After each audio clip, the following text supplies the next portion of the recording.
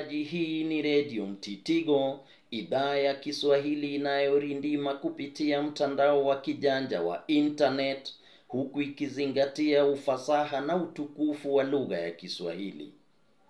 Taarifa za Radio Mtitigo hupeperushwa kwa mapana na marefu, kwa uketo na utondoti, kwa kina na maki, na kwa uchawi na urogi wa lugha. Mpenzi msikilizaji, katika taarifa hii, mimi mwanahabari Harrison Oluoch na kupakulia habari kwamba baada ya gavana wa Trans Nzoia George Natembeya kuparaganya, kuboronga na kusambaratisha umaarufu wa spika wa bunge la taifa Moses Wetangula jimboni Bungoma, sasa Wetangula amemtuma mwanasesere wake Susan Nahumicha kuanzisha kampeni mashinani ya kumpaka matope gavana Natembeya. Nahumicha ameanza kutekeleza jukumu hilo la kihayawani kwa kujinata na kujivuna kwamba yeye ndiye kiboko ya Natembeya ambaye atamng'oa gavana huyo mamlakani. Ukweli wa Yesu Kristo ni kwamba Nahumicha anaweza tu kumshinda Natembeya kwenye kinyang'anyiro cha ugavana ikiwa kigezo cha kuchaguliwa ni urembo.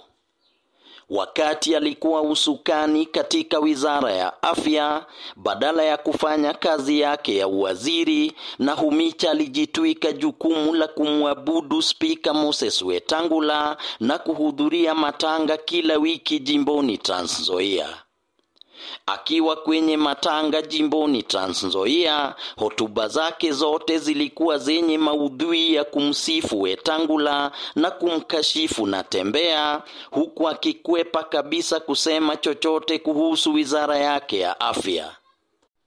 Wakati Nahumicha alikuwa waziri wa afya, baadhi ya wakazi wa Trans Nzoia walimbatiza jina la majazi waziri wa matanga, siasa duni na maslahi ya Wetangula.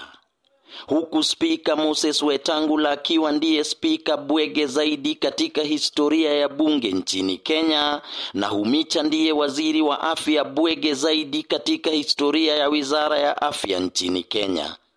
Mabwege hao wawili sasa wanajidanganya kwamba wana uwezo wa kumng'oa mamlakani George Natembeya, huku umaarufu wa Natembeya ukivuka mpaka wa eneo la magharibi na kumemetuka metu. Kupitia George Natembeya, sasa Masinde Muliro na Wamalu wa kijana ya mkini wamefufuka. Mpenzi msikilizaji, sasa na kuacha ukimtazama na kumsikiliza Nahumicha mwenyewe akiongea.